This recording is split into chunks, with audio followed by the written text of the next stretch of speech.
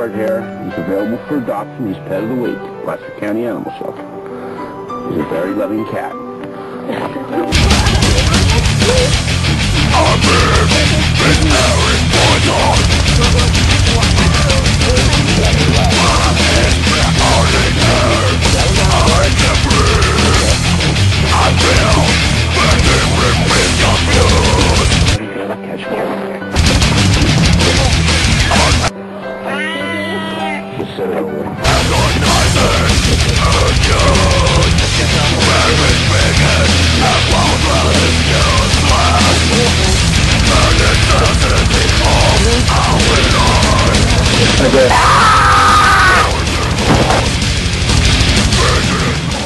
Well, the couple was accused of throwing two cats like this one here out of their car and killing them. Now, as part of their sentence, this little guy's having fun, but now as part of their sentence, the couple is going to have to confront.